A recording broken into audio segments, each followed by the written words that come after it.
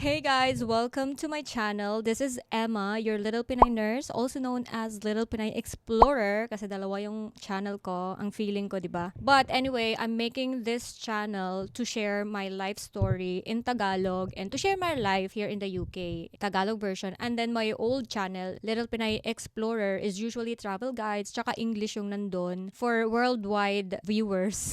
Anyway, for today's episode, I will be sharing to you my nursing journey from when I was younger until now na nagwo-work na ako dito sa UK as a nurse, and it's been nearly 8 years now this year. 2006 when I started my nursing school. I graduated 2010. Let me just tell you kung paano ba ako as a student before. I was a nobody. Like, wala akong confidence. When I was in elementary from grade 2 to grade 5, ewan ko, parang consistent na most behave. Kasi I was so scared of teachers and I was so scared of misbehaving or pinapagalitan. Ayoko yung ganon. Ayun, lumaki ako talaga na walang confidence, low self-esteem. Hanggang nung college ako, syempre nadala ko yun. Yung I doubted myself as well. Sabi ko, parang kaya ko ba to? Because we're handling people's health. Pero sa isip ko at that time, parang kung kaya naman ng ibang tao, bakit naman hindi ko kaya, diba? I had that kind of mindset, but I was struggling na malabanan ko yung low self-esteem ko at that time. There was this one event na it was very memorable with me. Second year college, and I was trying to open an ampule. Eh, di ba glass yun? Tapos minsan mahirap siyang i-open. Yung clinical instructor, parang he is observing us on how to open it. And because nga, takot nga ako sa teacher, I was really struggling to open it. So yung kinuha ko na yung medication with the syringe, nag-shake talaga yung kamay ko, as in super shaking, na nag-i-spill na talaga yung medication from the ampule. Yung clinical instructor, nagalit siya. Sabi niya, "You're never gonna be a nurse. Get out of this room." Parang ganun yung ano niya, yung atake niya sa akin. I was so scared. Na-depress ako noon. Umuwi ako ng bahay, tapos nagpa-practice akong mag-inject sa teddy bear ko, tapos umiiyak ako noon. And takot na takot ako sa teacher na yung pag nakikita ko sa hallway, iniiwasan ko talaga. Pero life goes on. I have to continue kasi at that time pinapaaral lang din ako ng tita ko. So nakakahiya naman pag hindi tayo nag-aaral ng mabuti. So continue pa rin. Tapos nung third year college ako, biglang namatay yung papa ko. At that time mag-exam din kami noon, pero kasi we have to go to the funeral, tapos every night parang nandun ako. So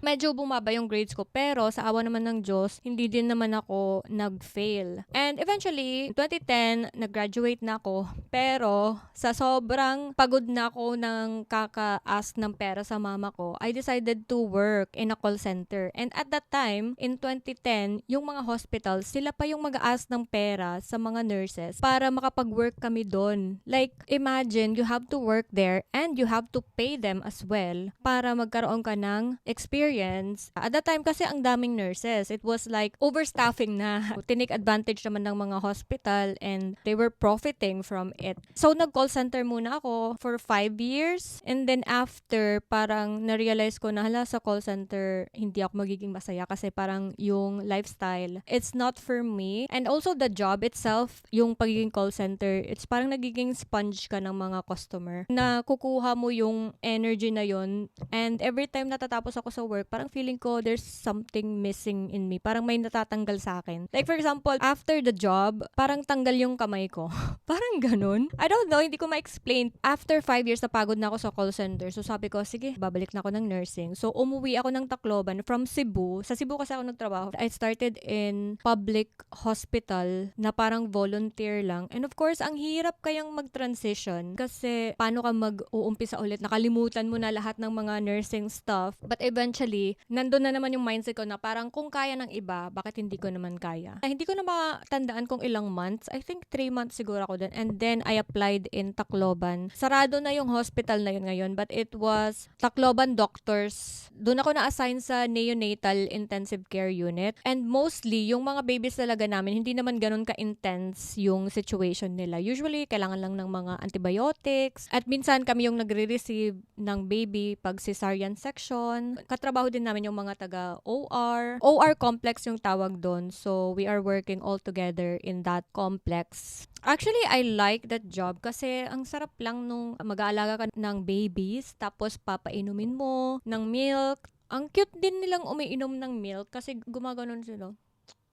Tapos kung iiyak sila, kailangan mo lang silang i-hug and patahanin, change the diapers. Nakakamiss din yung ganun na trabaho. Pero dito, yung intensive care unit is hindi pareho. Like, very intense dito yung pagniko ka na nurse. Anyway, while working in that hospital, I was reviewing for IELTS. Eventually, nakapasa naman ako ng IELTS. Nag-apply ako for UK. Yung una ko yung in-applyan is UCLH kasi pumunta talaga sila sa Cebu para mag-conduct ng interview. Tapos, neonatal intensive care unit yung inano ko nun, yung in-applyan. And meron talaga silang baby doll. Tapos, parang tatanungin ka, ano yung problema sa baby? Yung baby, parang yung diaper may dugo. Wala ako masyadong experience talaga sa mga babies na may mga serious problem. So, hindi ko alam. So, hindi ko na-answer talaga masyado. So, of course, hindi ako nakapasa. Nag-try ako ulit, this time sa Watford naman. Yung interview na yun is online lang siya. And I was in a internet cafe. Ang awkward pa nun kasi maingay, di ba, sa internet cafe. Kasi hindi naman pwede sa amin, wala akong stable na internet sa bahay. Pray ko na lang talaga.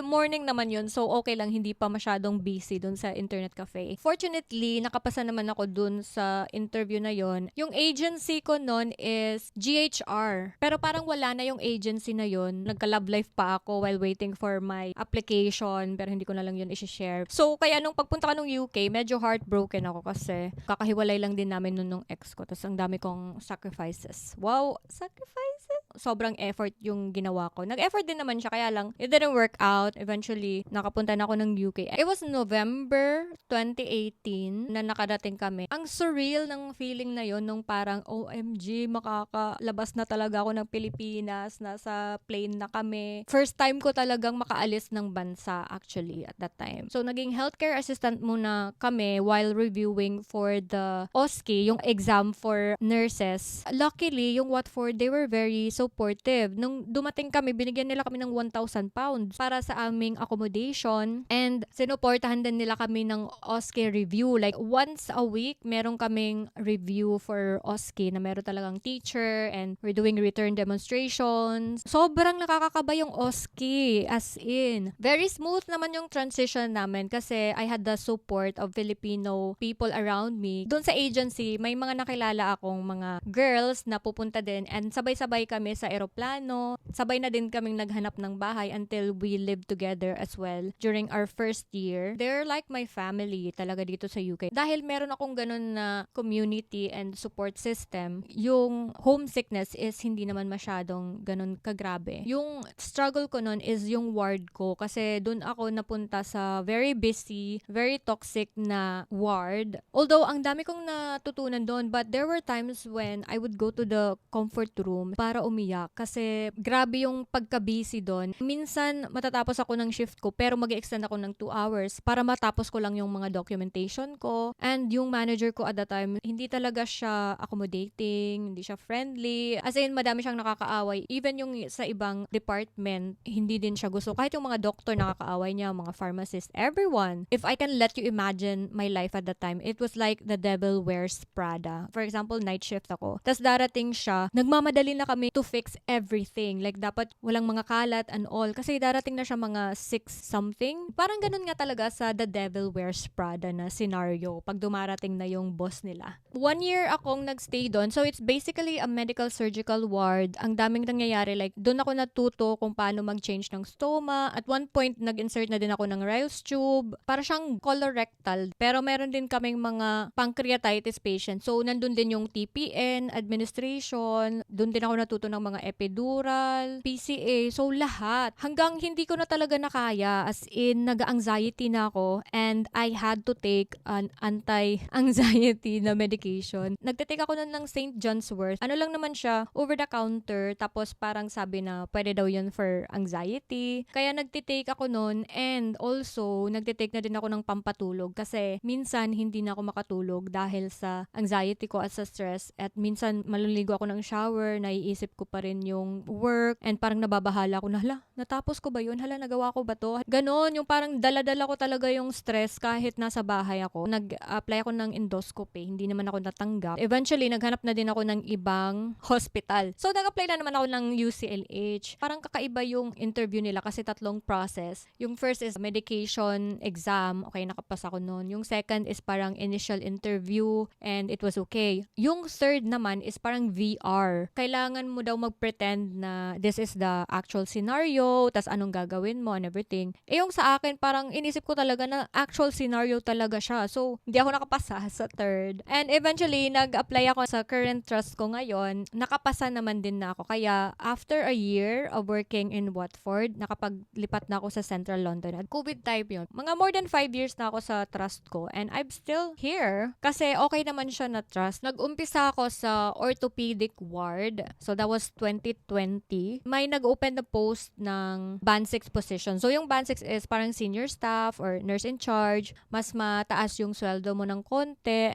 And you have more responsibilities na ikaw yung in charge talaga sa lahat and people will rely on you. And siguro kasi meron ako mga learnings from my old trust. Madami akong naging skills na. So, madaming nag-encourage sa akin na mag-apply. At the time, feel ko talaga hindi pa ako ready for that. Kasi ano pa lang, hindi pa ako nagwa 1 year eh. But I still went for it. Kasi parang sabi ko, eventually, gusto ko din naman maging band 6. So, why not? I'll just give it a try. Pero parang nag-prepare din ako kasi ayoko namang mapahiya dun sa mag-i-interview sa akin. So, after the interview, nalaman ko na ako yung napili nila. And I was so shocked at sabi ko, oh my gosh, kaya ko ba? So, kinuha ko na lang. Pero, ang hirap pala siya pag people pleaser ka. And me, as a people pleaser na walang boundaries, parang ako naman ang nadidihado. Nahihirapan ako mag-delegate nun. Siyempre, pag people pleaser ka, ayaw mo mag-delegate. Tapos, yung mga katrabaho ko, iba-ibang lahi. So, minsan, iba yung work ethics nila. Konti lang yung Pilipino ko nakatrabaho doon. And I had a lot of people din na katrabaho ko na sinasabi na, nakuha lang siya kasi gusto siya ng manager. Parang hindi pa tanggap ng mga katrabaho ko at that time. I just brush it off and I just tried to help everyone. Kasi yung purpose ko lang naman nun, bakit ako nag-continue as band 6, is gusto kong matulungan yung mga staff. Kasi kung band 6 ka, minsan wala kang pasyente. Pero ikaw naman yung magbe-make sure na everyone is being supported para maging smooth lang yung flow, ganon. Kaya lang pag mga decision making, medyo alanganin ako doon. Kasi at that time, pag people pleaser ka talaga, mahihirapan ka ding mag-decide. Kasi ayaw mo din mag-say no, ayaw mong ma-hassle yung ibang tao, parang ganon. Okay naman yun. Kaya lang, ang daming mga nangyari din. Like for example, nagtatanggap kami ng mga oncology patient na hindi naman kami sanay kasi orthopedic nga kami. So, ang daming mga nurses na nag-struggle nun. Tapos, sa oncology ward, yung ano lang nila is 4:1. So, bali, 4 pasyente and isang nurse. Pero pag dinadala nila yung mga pasyente sa amin, 6:1 pa rin kami. 6 patients is to 1. At saka, meron lang kaming isang healthcare assistant for 27 patients dun sa bay na yon. And mahirap siya pag orthopedic tas mga babae kasi early in the morning, nagpapatulong silang pumunta ng toilet.